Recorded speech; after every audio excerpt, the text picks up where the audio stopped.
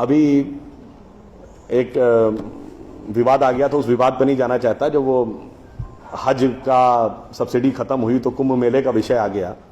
कुंभ मेला हम सब जानते हैं। कुंभ मेले का एक एस्पेक्ट आप लोगों ने कभी ध्यान दिया है? कुंभ मेला कितने साल में एक बार पड़ता है? 12 साल में। 12 साल में एक बार क्यों पड़ता है? क्योंकि वो जुपिटर की साइकिल पर आधारित है। बृहस्पति ग्रह हर 12 वर्ष के बाद अपना एक चक्कर पूरा करके उसी राशि में दोबारा आता है, इसलिए कुंभ मेला 12 वर्ष में एक बार पड़ता है। हजारों सालों से चला आ रहा है, ठीक है। तो इसका मतलब हमको पता था ना कि बृहस्पति की साइकिल 12 साल की है। इनको तो अभी 100 साल पहले पता चला कि बृहस्पति की साइकिल 12 साल की है। और उसके बाद हमको समझा दिया जाता है नहीं साहब हम अनसाइंटिफिक थे। अब आप एक और बड़ी मजेदार बात देख लीजिए।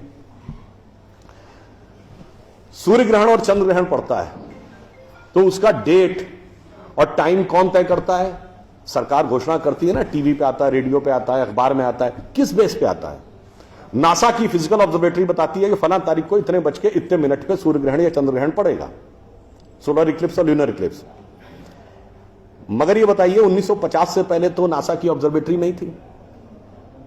1920 में जब अल्बर्ट आइंस्टीन ने रिलेटिविटी की थ्योरी दी, उससे पहले रिलेटिव मोशंस ऑफ प्लैनेट नहीं पता था। सॉरी, 1916 में। 1920 में एडविन हबल एक साइंटिस्ट हुए जिन्होंने एक्सपेंडिंग यूनिवर्स की थ्योरी दी, उससे पहले एक्सपेंशन ऑफ यूनिवर्स नहीं पता था। 1900 में मैक्स प्लैंक साइंटिस्ट हुए जिन्होंने लाइट की क्वांटम की थ्योरी दी, फोटॉन्स वाली, उससे पहले प्रोपगेशन ऑफ लाइट ही नहीं पता था। 1897 में जे टॉमसन ने इलेक्ट्रॉन खोजा, उससे पहले आप मानते थे एटम अनडिविजिबल है। और 1633 में आप ये कहते थे, गैलीलियो को फांसी दे रहे थे इस बात के लिए कि उसने कहा सन रिवॉल्व्स राउंड द अर्थ गलत है। तो भैया आप 380 साल चल के जहां पहुंचे हैं, हमारा पंचांग तो युधिष्ठिर के जमाने से एज इट इज चला आ रहा है 5100 साल। मतलब ये लॉजिक नहीं है, ये तो साइंटिफिक प्रूफ। फिर भी हमें समझाया जाता है कि साहब जो हमने सोचा उस सब हम अनसाइंटिफिक थे, हम गलत थे। बड़ी मजेदार बात है। इन ए स्पैन ऑफ लिविंग जनरेशन 50 साल में देखिए ये जो अर्बन नक्सल्स थे उन्होंने हमारे दिमागों में क्या क्या भरा और फैक्ट क्या था।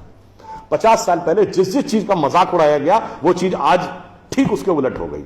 50 साल पहले कहते थे अरे यार ये अगर खेती करनी है तो mechanised farming, chemical fertiliser use करो। गाय के गोबर से कोई खेती होती है? आदमी चांद पे पहुंच गया, तुम गाय के गोबर पे पड़े हो। आज नहीं, ऑर्गेनिक फार्मिंग की तरफ। 50 साल पहले क्या कहते थे? अरे भाई ये जड़ी बूटियों फल पत्ती खाने से कोई इलाज होता है? नीम हकीम खतरा है जान। खाना है तो नई दवाएं खाओ, क्लोसिन, मेटासिन, टेरामाइसिन। आज आप क्या कहते हैं? नहीं, केमिकल नहीं, हर्बल मेडिसिन की तरफ जाओ।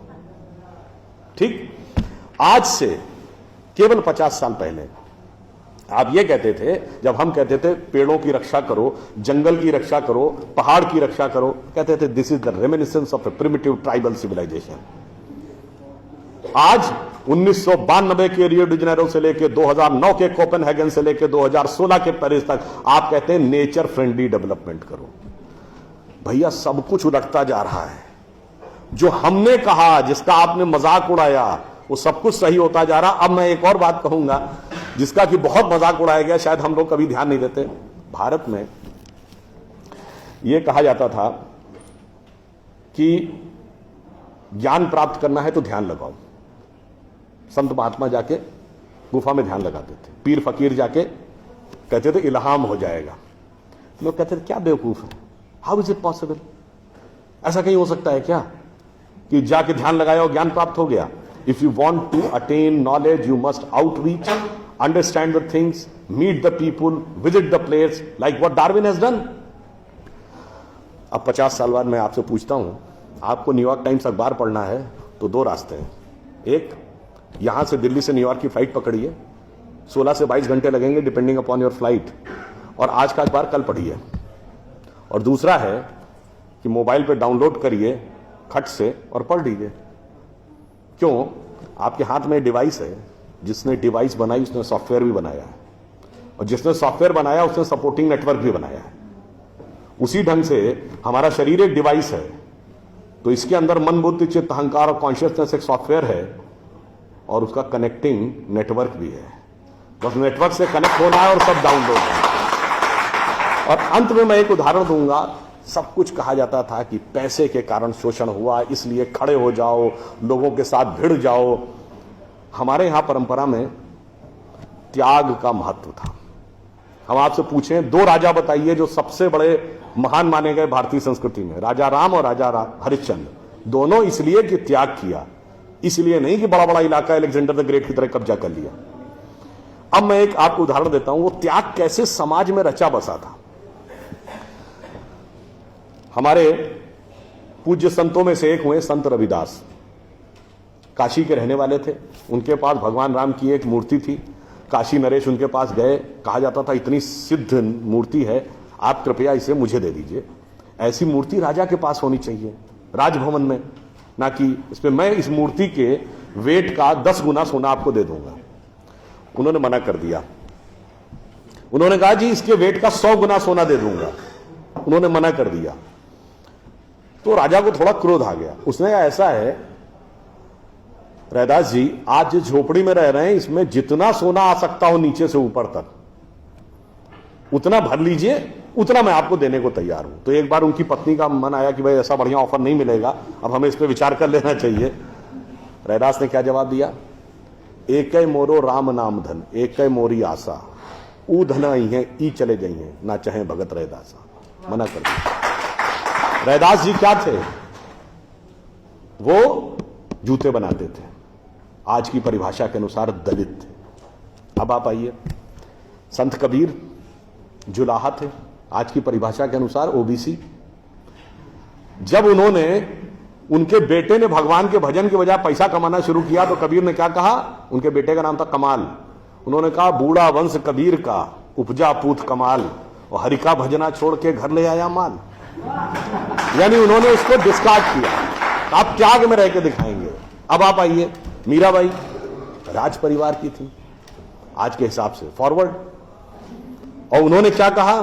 पायो जी मैंने राम रतन धन पायो, और जन्म जन्म की पूंजी पाई बाकी सबे लुटायो। उन्होंने भी पैसे की तरफ नहीं रहा। और अंत में ये सब एक ही कंटेम्परेरी है, तुलसीदास जिन्होंने रामचरितमानस लिखी, वो ब्राह्मण थे, फॉरवर्ड आज के जमाने के हिसाब से। कहा जाता अकबर उनके पास गए। अकबर ने कहा कि आप हमारे दरबार में आकर स्थान ग्रहण करिए, हम आपको 60,000 की मनसबदारी देंगे। उस जमाने में मनसबदारी एक रैंक होती थी। तो जैसे 40,000 की मनसबदारी वॉज मैक्सिमम, 60,000 का मतलब हुआ कि राजा के बाद सबसे बड़ा स्टेटस आपका होगा। तो तुलसी ने क्या जवाब दिया? हम तो सेवक राम के हियो धरो दरबार, हमारे तो हृदय में भगवान राम का दरबार धरा हुआ है। तुलसी का अब होएंगे नर के मनसबदार। ये मैंने क्यों बताया?